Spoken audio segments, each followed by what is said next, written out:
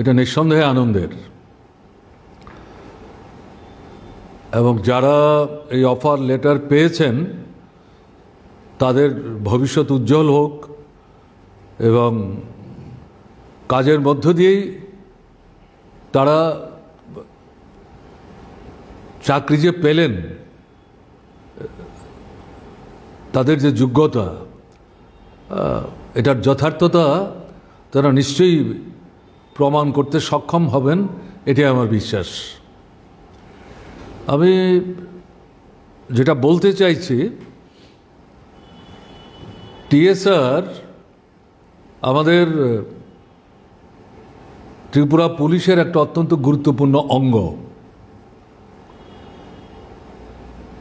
বিশেষ করে আমাদের ত্রিপুরায় যখন সন্ত্রাসবাদীদের দৌরাত্ম্য শুরু হলো, ত্রিপুরা পুলিশের শক্তি কম ছিল। সীমান্ত এলাকাটা খোলা,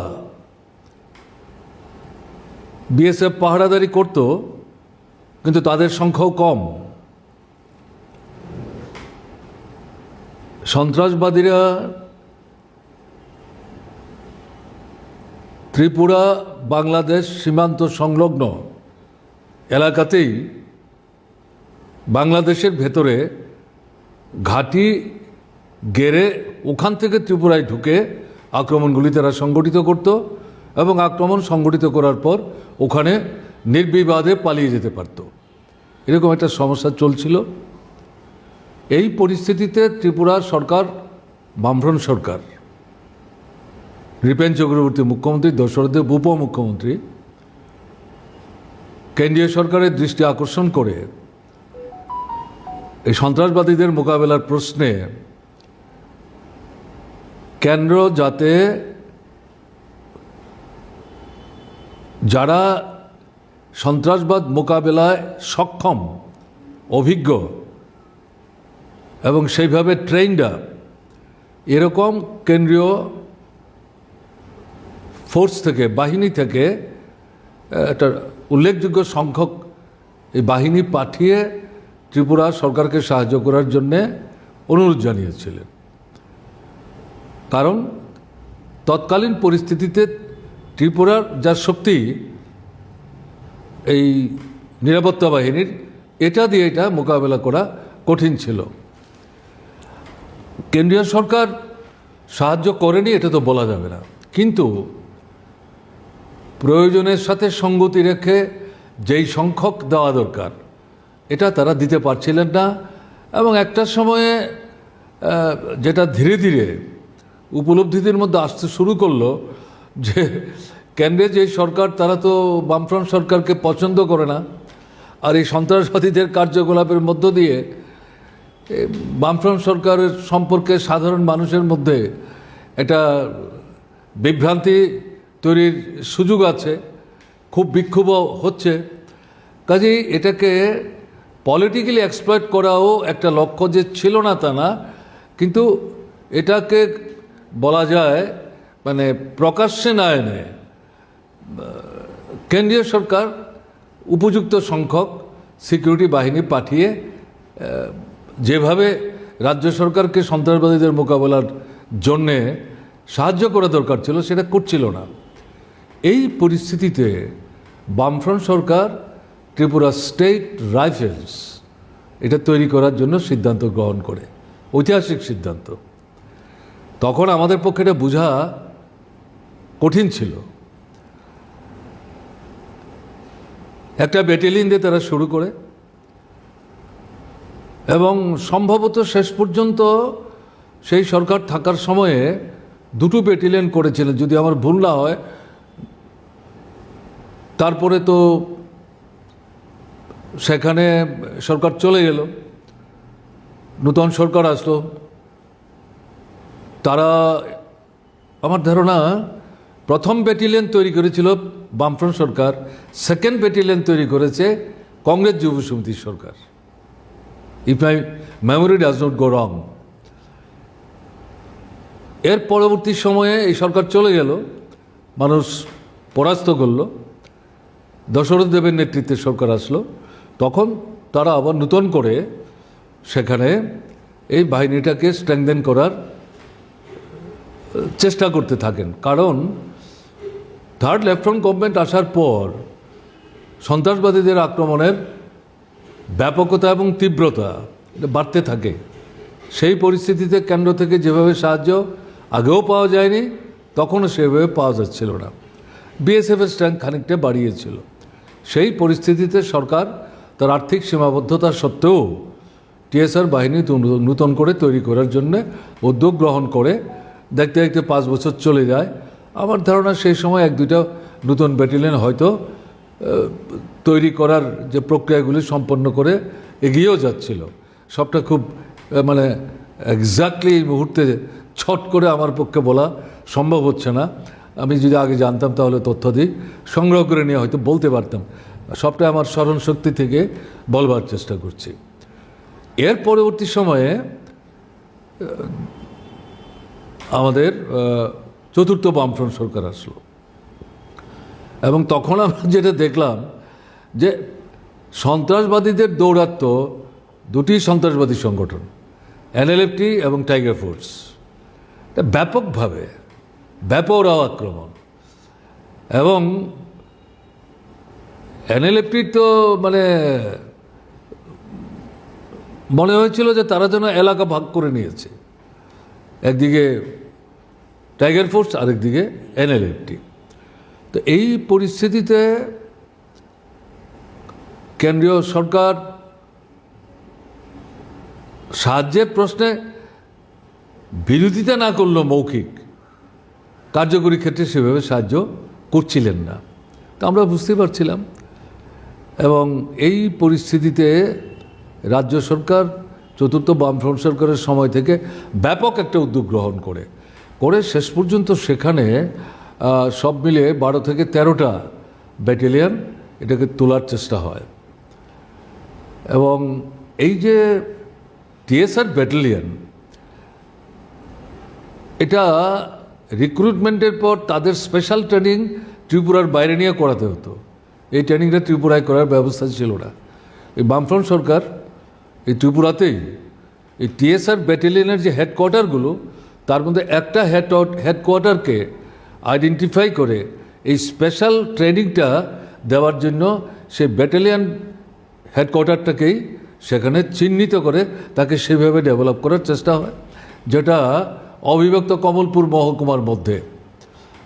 এবং পরবর্তী সময়ে এখানে উত্তর পূর্বাঞ্চলের বিভিন্ন রাজ্য থেকে তাদের এলাকার এই জাতীয় সমস্যাগুলো মোকাবেলা করার জন্য এই জাতীয় যে ব্যাটালিয়ন তারা রেজ করতেন, তাদের স্পেশাল ট্রেনিংয়ের জন্য তারা ত্রিপুরা সরকারের তৈরি করা এই স্পেশাল ট্রেনিং সেন্টারে তারা লোক পাঠাতেন।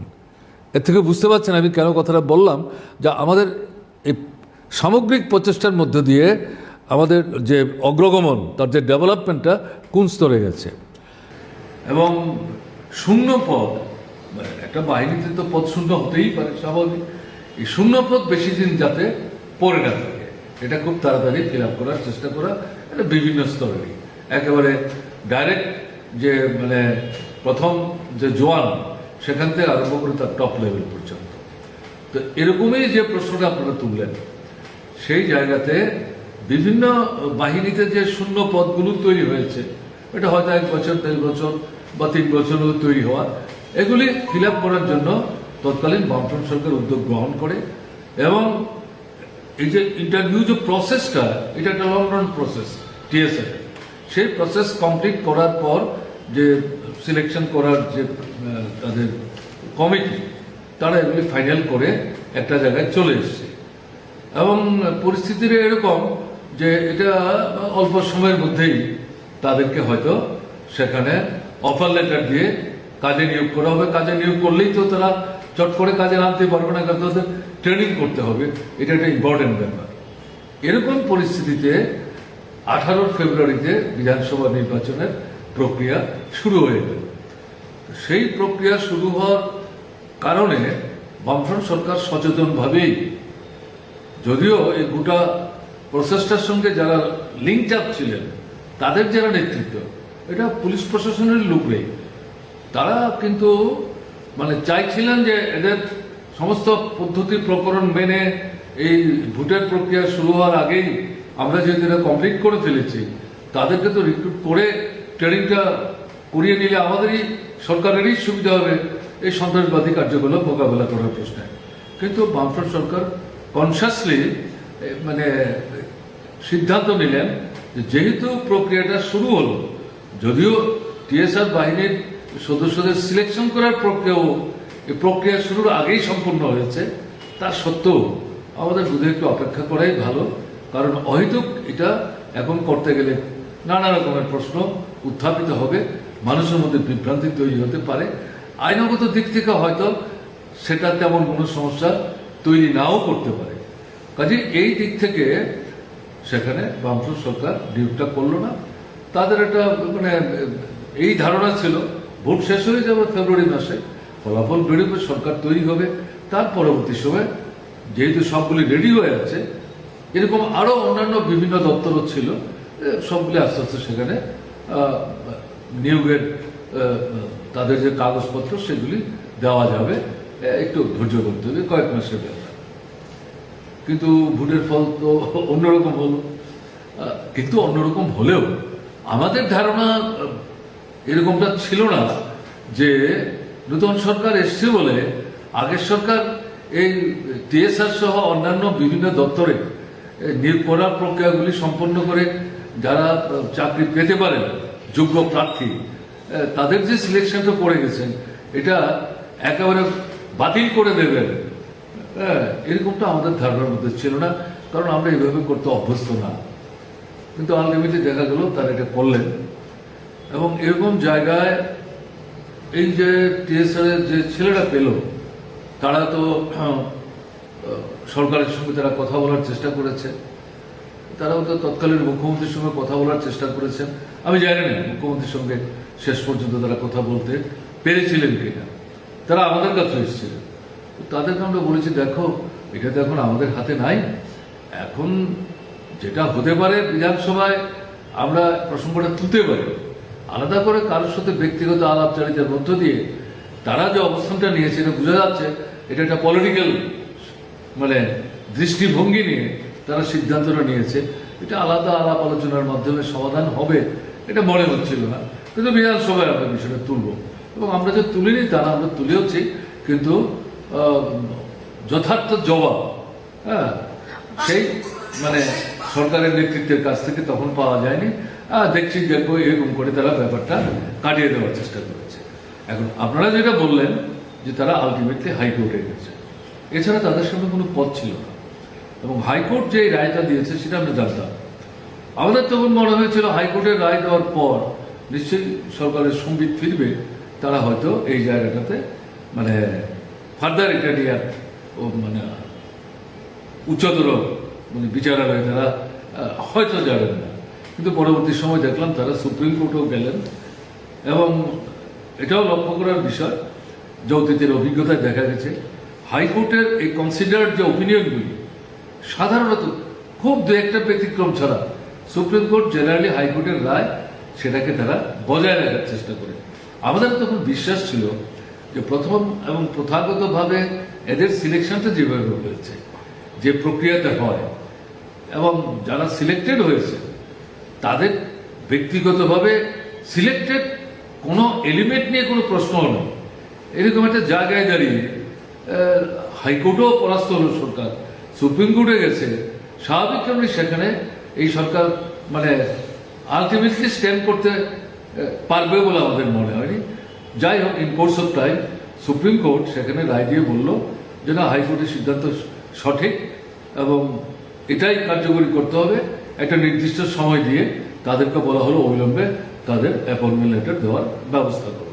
এখন আপনাদের কাছে যেটা শুনলাম, সুপ্রিম কোর্টের এই রায়ের পরেও বেশ কয়েক মাস সময় অতিবাহিত হয়েছে। আমার ধারণা হয়তো রাজ্য সরকার চিন্তা ভাবনা করেছে এরপরেও সুপ্রিম কোর্টের আরো ব্রডার কোনো মানে বেঞ্চের দৃষ্টিতে তারা বিষয়টা আনবেন কি আনবেন না। আলটিমেটলি আমার যা মনে হয়েছে যে দেরিতে হলো শুভবুদ্ধির উদয় হয়েছে, যে আর কত মানে মানে লজ্জার সম্মুখীন আমরা হব।